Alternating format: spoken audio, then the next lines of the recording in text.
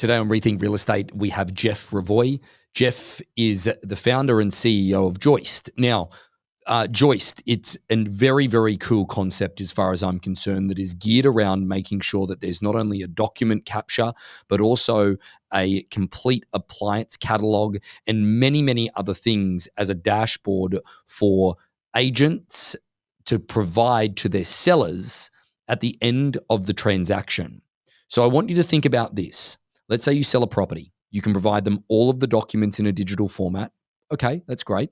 But then also the company will go in, they will catalog every single item that's in the home, how old the roof is, maintenance things, and it will also monitor and notify them and you as the agent, if you are an agent, if something goes wrong, there's a recall, that it's getting to the end of the life expectancy, all of the different things from a maintenance perspective, so that this is inserting the realtor into the longevity and the life of that piece of real estate and that client. There's many other things that Joyce is working on from a local update perspective, and the whole time this product is keeping you at top of mind awareness for them as their agent through the entire life cycle of the deal. It's something that we're trialing with our company and will be rolled out here in the coming months. And we're very excited to not only get it going, but also to continue to update you as it progresses and as we roll it out to the network and out to customers. So either way, a great conversation with Jeff Revoy. Hopefully it helps. Welcome to Rethink Real Estate. My name is Ben Brady, and this is a real estate podcast aimed to deliver sales strategies, marketing tips, and business insights from industry experts and myself to build a listing-focused business for the future. Let's get into it. Jeff, welcome to Rethink Real Estate. Hey, Ben. Thank you for having me. It's great to be here. I'm excited about this one today because you and I have not only spoken about a product that you're bringing to the real estate marketplace and that I think's great and we're adopting in our company and all of these different things, but I really have enjoyed just you and I having a conversation about investment, venture capital space, the stuff that you've done in the past, what we're doing and what we're doing with our auction business. It's definitely been insightful. So today, my first question that I typically ask everybody is like, why should someone hang around and what are you trying to achieve with Joyst, your product? Excellent. Well, I would say if you are part of the 97% of people who are not planning to sell your house in the next 6 months, this podcast will tell you how to get the most out of it from a personal perspective, because it is where we live, and a financial perspective. So yeah, I think that the thing that I've been amazed with is that when when you see a product for the first time and it's something that you didn't know you needed, but when you saw it, you couldn't go without it. I think that that's the way that I would sort of apply to Joyst. But before the journey of Joyst, you've obviously got a pretty extensive background, and I wouldn't mind you just giving the audience a little bit of an elevator pitch on what you've done.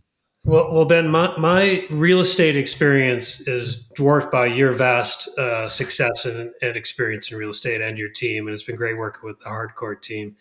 My background really comes from being from the Bay Area, Silicon Valley, and being in tech, both large, successful companies, and then I've been at either a founder, CEO, or a C-level of 4 startups that had to raise outside money and then grow the business, and all 4 of those eventually had a successful outcome. So I'm really coming from the technology side, the user experience. How do you deliver real value to consumers in this case, but also to providers like yourself? And we really look at this as how do we provide a platform for someone like Hardcore to really engage their clients 100% of the time, not just when someone's looking to sell their home. Yeah, the part of me that I don't think that people see typically is the longevity of the relationship that what Joyst is really giving us. But I just don't think from an industry standard that they don't see. It's I'm trying to remember the phrase that I heard one time, that it's sort of like the financial element of or getting paid is one day of what's probably been, half a lifetime in order to get to that point. And the repeat and referral nature of what real estate is trying to expand to, Jeff, I think that this is probably underlying one of the most important elements that you could have in order to have a relationship with that person ongoing about their primary asset. So let's dive into let's talk about where the idea came from, of Joyst, and let's talk about how this all got to be, because I believe it was you were looking for your next sort of venture and things, and this was something that popped up. So let's talk about how you came up with the idea. Yeah. So again, if we remember back to those glory days of 2021 when interest rates were less than 3%, home prices were going up at enormous rates or values, and there was lots of money in the investment world going into prop tech or real estate. Um, and when I looked at that, I was like, and really kind of took away from that. I said, almost 99% of this investment is going into either on the back end or front end, focused just around the transaction. And while it's a huge number in a given year, I mean, trillions of dollars in terms of value of transactions, it really is a small percentage of overall homeowners. So if we just look at single family homes, let's say somewhere between 83 and 84 million. In like 21, at like a peak year, maybe 5% of the homes were sold, which meant 95% of people are not planning to sell their home, aren't thinking about it. Um, but all the focus from a real estate and technology standpoint was really on that 5%. Now, as you point out, that's where a lot of people get paid. That's at a transaction. It's a big event. Um, but what I really said is, well, we're in a way we're underserving 95 and now probably 97, because as the last few years it's been fewer. 7% of the market. And what you talked about is people's most cases, single biggest financial asset. And also, I always, you've heard me make this joke before. It's not like owning Tesla stock. It's not a liquid asset, right? Like, I always joke about during the peak of the bubble, I wanted to sell a house, and my wife's like, "Where are we going to live?" And getting an RV didn't seem like a really good idea to her as a place to raise our kids and drive them to school. So it's not something you can. It is your biggest financial asset, but it is also where you live and where and so you want to get the most out of it financially, but you also want to get the most out of it personally. And so I'm like, how do we really serve that 95 or greater percent of people who most likely aren't selling their house for 7, 8 years? It's, the averages are somewhere between 7 and 10. Someone holds on to a house. And that was really the first focus. So what do those people need? And the second, which is how I started working with Hardcourt and we'll work with other brokerages, is the world doesn't need another technology startup trying to go direct to consumers. You, as I said earlier, you have way more expertise in real estate and working with your clients. How do we provide something that you can then provide to your clients in a very seamless, easy way to provide that value to them when they're not in that sale mode? I think that there's a question that I've got. It's a little irrelevant, but how do you size up a market? Like, I think that there's a really good point in all of that, Jeff. And sorry to sort of come at you from a different angle here, Yeah, but no, not at all. like, how do you temper that? Like, what I mean is that you're in the product. You've created a product service, okay, for a section of the market. Why would you not think about going direct to consumer? Why do you think about the industry? So I think there's a couple reasons on direct to consumer. Like I said, first of all, there's a lot of professionals. Maybe if you step back, in most of our major financial or elements of life, like today, almost everyone uses some type of accounting or financial, even to do your taxes, right? Yep. It could be, and so you wouldn't think about just doing it by yourself unless you're at a very easy form. Same with legal. If you're involved in anything legal, you probably shouldn't be your own attorney. You would hire an attorney to help you with that. It could be contracts, could be anything. Yet, as we talked about earlier, like this is a huge financial asset for people. In most cases, I think it's like 3.4 times houses people own in their lifetime. So it's not something you do all the Regularly. time. Yeah. Yet you don't have like a residential real estate advisor. Um, but people do look at people like hardcore, they look at like their agent as one of those trusted. They may look at their financial institution or banker as a trusted source. And so that's already exists. And so for us to try to go direct to people, one, I would rather go to people who are already trusted sources and help you provide this to your clients or a financial institution, as opposed to trying to create a relationship from the beginning with a consumer. And Yeah. I think it also gives us the ability to really tune a much better platform, because at the end of the day, it's not about how much information you provide to these clients. It's really down to relevant information. Yeah. Yeah. I think that the reason I ask that question is because like I have these constant moments of frustration and forgive the industry needs to forgive me for this opinion is that, it's amazing that with our auction process, I think we batted about a 95 to 98% success rate. That if I get in front of a seller and they need to sell their home and you sell them on the auction process, it's so logical that they say yes. But the problem is getting in front of the seller because the gatekeeper of which is their agent, there's ego involved. There's all these different elements that are involved.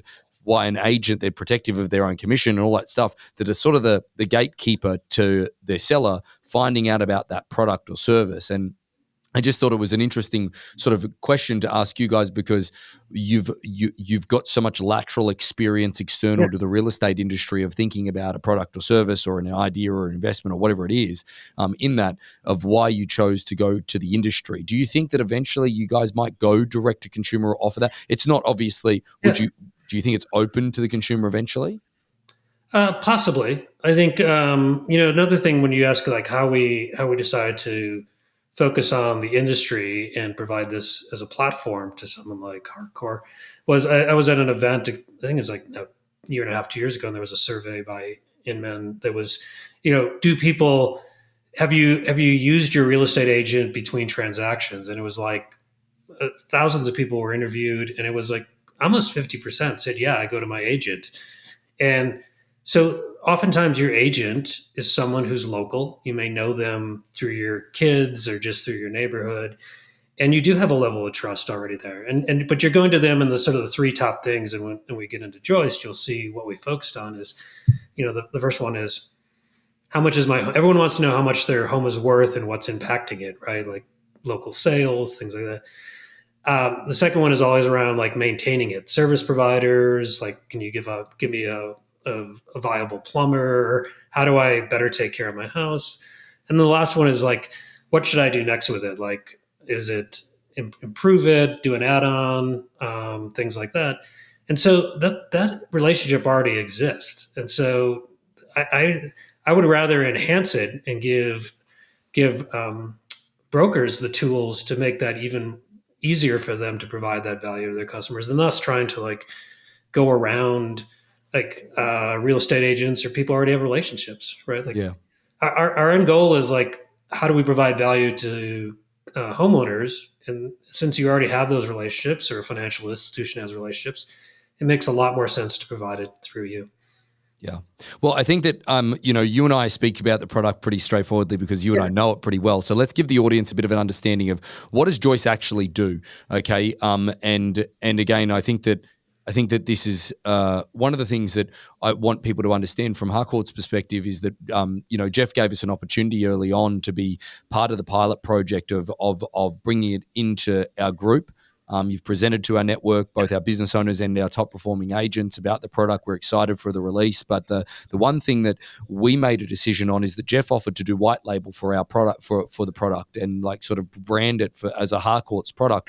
And I said no. I made that decision of no because I often think that the sensitive stuff that Jeff's dealing with, there's some sensitive stuff that he deals with in the product of Joyce versus just the inventory of the house and all the different things that you'll discuss. But I think it's really important to understand the power of that third party in that moment because there's certain things that they don't want their real estate agent to know probably as well. So sorry, Jeff, can we get into sort of the nuts and bolts of how Yeah. it works and what it does? Yeah. So the I think one of the things that happens a lot, two things that we see a lot in the industry. One is if any of you homeowners out there like get onto a mailing list, you typically get bombarded with here are listings, here are things for sale, it's really targeted for people looking to buy a house, or possibly someone looking to sell.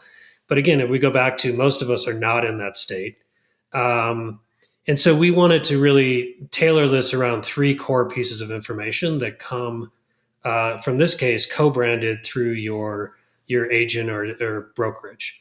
Um, and that would be, first of all, financial knowledge about the house. Like I said, that's one of the questions they ask their agent. So lots of places you can go online to get a snapshot of your house is worth X today. I know everyone quotes estimates, and everyone has some tool like this, but having a more in depth on that and really understanding the factors that are going into that is a core part. So this is financial. The second is, this is my personal experience. One day, like, we bought one of our homes, the home I'm in right now, 9 years ago, and about 2 years ago, I happened to kick the file box sitting in a closet that the previous owner gave us, that we never threw away because you're afraid there's valuable documents in there, but had probably opened once. So, and everything else in our life is digitized. Why isn't the core information around your house digitized in a way that you can easily track it and manage it and have it in one spot? And so that's the second, is really the home management piece, but first getting everything digitized. And then the last one is, like I said earlier, you may be on a mailing list from someone, and it gives you by a zip code, but it's usually telling you what listings are available. And you're probably not going to buy another house in your neighborhood. You already own one, but we want to give relevant local information to you. Like, what matters to you in terms of, the value of your house over time. And then maybe, we walk our dog and we'll see listings, and, like, I'd love to know stuff like, what are days on market today? How many listing, what's average sales price, things like that, relative to looking at other listings. I'm not looking to buy that house. So we really want to keep it to those three elements. And there's more depth we can go into each of those. But I think in your business, like, your best agents do this today already, right? In between their clients selling, they are constantly helping their clients. And so what we want to do is turn that into a platform so they can do it in a much more scalable and efficient time frame. I love there's elements of this, Jeff, that I'm just going to go on about just for a second, because there's parts of it from a practicality standpoint. First and foremost, when you kick that box of the documents that you had in the house and all of it, like, it resonates with me. I've got a file that is in the top cupboard, like in the third bedroom, that I will never ever hit, but I just have the security of knowing it's there. But it's this thick, like it's gigantic. But the problem is, like, I would love if my agent put all of those documents and scan them all in and put them into Joyst, and I knew that they were all there, I would never, ever, ever go anywhere else. Because the other thing about the platform that I really love about it as well is that obviously you guys are keeping the agent at the tip of the spear, so to speak, constantly in the forefront, okay, within the Joyst dashboard, correct? Correct. Yep. The other thing that I want to make mention as well, if, like, my dishwasher at the moment, it's making a weird noise, and immediately, like, Calista and I bought our house. It'll be 4 years this November, so call it 3.5 years ago. The kitchen was newly remodeled, and I'm the type of person that I'm like, yes, just give me new, so then I know it's good for a period of time. I don't have to worry about it. But now it's obviously 3.5 years old. We run it constantly. It's a really good product, but one of the reasons we bought it because of how expensive the appliances are. I've got a little bit of a heart flutter at the moment, thinking, well, hang on a second, what if it's broken? Okay, and I don't know. I don't really like the brand of it. I know, but I don't know the model number. I went on to Thermador online just to check. There's a million dishwashers. I don't know what one it is. Is it going to fit the space? Is it all this stuff? Like, if my agent had inventoried the products. I recently just had to get my air conditioner regassed. The big whatever it is. Like, he called on the phone. He's like, "What model number is it?" I don't know. Where do I find that? And he's like, "Go outside, go to the machine." I'm like, "Okay, no problem." Yes. And then it turns out that the sun had faded away. The thing. So I don't know. You're gonna have to figure it out. Yeah. So there's a part of this that there's.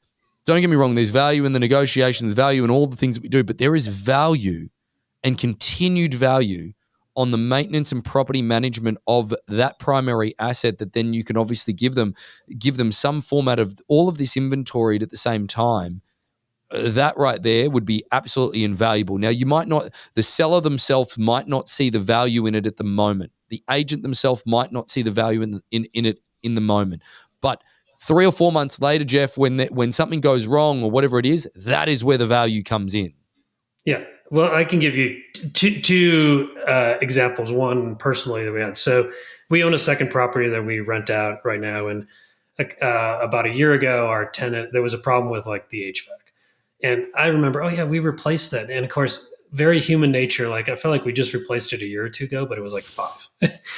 And so it took back and forth to the point where I had the tenant take a picture of the little, like, the installer had put on the HVAC, because I had to dig through emails to find what was the HVAC? Did it have a warranty anymore? Was there any installation warrant, like anything about it? And it was a complete nightmare. And so, to your point, like, if we can digitize all that stuff, it's just, we all have busy lives. And so the one time to get everything digitized will simplify your life tremendously going forward. When something goes wrong, like, you don't know, maybe that dishwasher still has a warranty, or maybe when you get all your things digitized and we were able to run it against the database, maybe it only has 2 years of useful life left. And you're like, okay, well, that's useful for me to know in terms of when to maybe replace things. Maybe I replace my whole kitchen appliances. So that's one core thing. Like, there is a lot of, it will say, ultimately, a one-time digitalization will save people a lot of time in maintaining their house and save them stress and aggravation. Yeah. I think the second is, you kind of touched on it. The single thing that everyone always go back to, like, okay, let's say you're in this 7 to 10 year cycle where you're not selling your house. The most, outside of the market going up, the best way to maintain and increase the value of your house is taking care of it at the top way, and having all of that records, and being able to be right on top of servicing it, knowing the make and model, knowing if you ever looked up a part number for like something like we had one where there's something on the water dispenser on the refrigerator. We, like, finding the part number what we need to replace is impossible.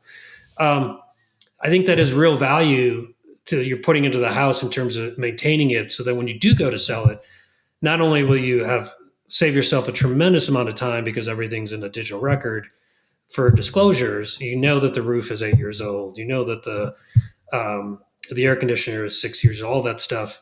The house will just be in better shape, and you will get more personal enjoyment out of it as well.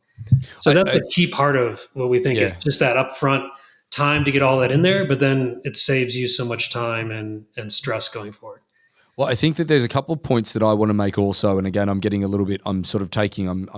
railroading you a little bit on this, but I know that I think I know agents well enough that I think there's going to be people on the other end of this podcast going, yeah, but hang on, all the time that takes, and what do you mean I have to go and scan all the products and all this type of stuff?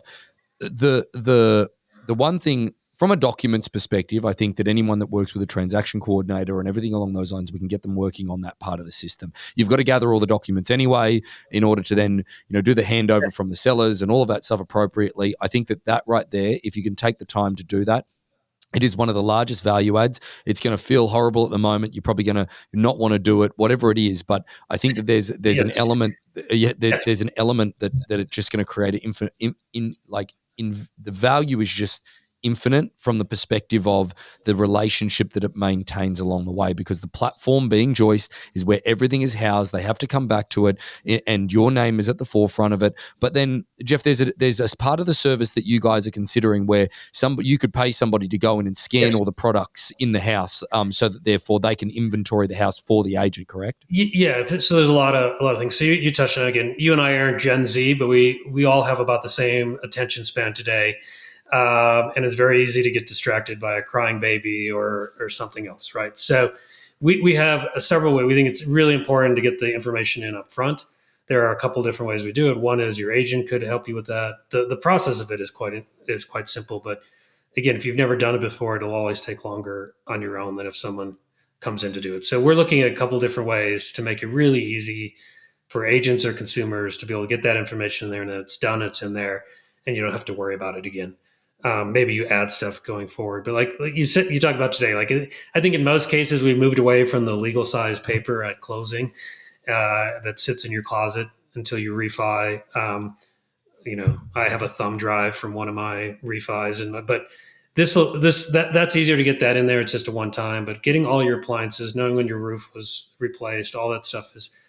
We have a couple different ways to make that easy, and I think that's what we come back to. It's you see a lot of products try to like bombard people with too much information. At the end of the day, we keep coming back to the relevant and highest impact information that goes in here.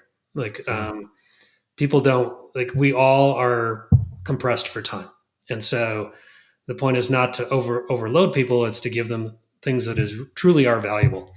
And then you always have your agent there as well. We are putting some aspects into the product over time where the agent, if they have some specialized things, maybe they have some preferred providers, they can put that into the product and give that available to their clients as opposed to today, which that stuff probably happens through texts or phone calls or Yeah. emails. Right. Yeah, that's right. Well, I think that there's another part of this that I think is the other value add is that at the moment, and again, tell me if I'm wrong on this, but you're not charging agents to use this. We're not looking to charge agents. And so I think the real sell to brokerages and agents is today back to the transaction. I mean, you make your money on a transaction, right? But you're competing for that 3 to 5% of people, and you're constantly there's a bunch of products out there like looking for signals that someone's looking to sell. But that's you're just competing with everyone else in the same funnel. In this case, once you have clients, maybe you sold them a home 5 years ago, you're providing value 100% of the time. So in theory, when they come to sell the home, you're already top of mind for them. You've been providing value for that whole time. So what I talk about is instead of chasing the 5%, service 100% of the people all the time. And we want to do this in a really simple way for the agents so that they don't Yeah. they don't have to do heavy lifting. No, that's great. Um, but they get a lot of value and they keep connected to their clients in a way that is hard today. Your monthly email typically for most agents covers listings. It's just the nature of what you do, right? So this allows you to move away from listings for people who aren't looking to buy. Yep. Yeah, for sure. Well, again, excited for the product. We get to use it. We might do a follow up, in a little, maybe in 6 months or so. Once we've got it rolled out and we're using it and all of those different things, so that then we can do some more feedback on it and what we're finding very useful. But Jeff, I wanted to sort of end out the podcast as we come to a bit of a conclusion here with just your general thoughts on. Yeah. It's not so much a question of where is the real estate market going, but it might be more so, where are you seeing the money go at the moment from an investment perspective in the networks that you have in Silicon Valley? Where are they putting money in the real estate space at the moment, if anywhere? Yeah. So first of all, just on you, I'd love to come back in 6 months once we have it in consumers' hands and agents' hands, because the great thing of having done this for a long time is they will find things that really work and they'll come up with different ideas that we hadn't thought of. So it'd be great to circle back once we've had a number of agents and consumers and homeowners using this. So your question on where I see, well, first of all, again, it's the probably $1 trillion question, not $1 million question of where's real estate going. Because I think you and I have talked about this really since 2001, once rates made the sudden steep increase, the market's been kind of in this steady but much lower volume sector, and so the question is where investment is going. I think on the real estate side, you have far more insight. I think there's some interesting things that the Freddie Mac just announcing trying to free up more equity with a second line of credit without having to touch your first mortgage will be interesting if that moves forward. Because one thing we are seeing different than the 2008 is people have massive amount of equity in their house. I think it's over half the homes have more than 50%, and it's an astonishing number in terms of equity that's available in homes, and we're not seeing decrease in values. From a investment sort of tech side, the same way real estate tends to be boom or bust. Like you see that in the venture world and the tech world. For all the investment in 2021, there's been very little investment in sort of prop tech or real estate the last few years. Because again, if it was all going towards transaction, there isn't no one sees an immediate opportunity. Mm. But I think that's why we've taken a different approach, because we think like this isn't about the transaction. It's still part of, it's a part of the American dream, right? There's a recent survey where 78% of people said a core part of the American dream is owning a home. It's what we've all grown up here thinking about, and that's not changing. And so we've been focused again not on the transaction piece, but on providing value for people who are actual homeowners. And so that's kind of my high level. Wish I could tell you. I will say I don't know where the real estate market is going. Yeah. I just don't think that the values are going to go down because we still have a massive demographic shortage of homes. You see this now for anyone in their 20s and early 30s. It's very hard. It's an inventory problem in this country. There just isn't enough inventory, both available for sale, but just enough inventory to even meet the demographic demand. So That's right. Yeah. I think there will be more building, there'll be more loosening of regulations, but all that takes time. Yep, indeed. Well, Jeff, we're excited to jump into the partnership with you and work through Joyst. I think that the idea in principle is just exceptional, and I think that it's one of those things that, again, didn't know that I needed it until you presented it and went, oh, Yes. this is cool. This is cool because of just maybe it's the OCD nature of me to go, where is everything? Like I would love that on any piece of real estate that we own. But again, excited for the partnership, and thanks for joining us on Rethink Real Estate. And thanks for having me. So about 75% of our audience hasn't liked, followed, or subscribed to our podcast. It would mean the world to us, and it would help this podcast more than you know to expand our reach if you were to like, follow, or subscribe on any of the platforms that you're watching or listening on. Thanks again.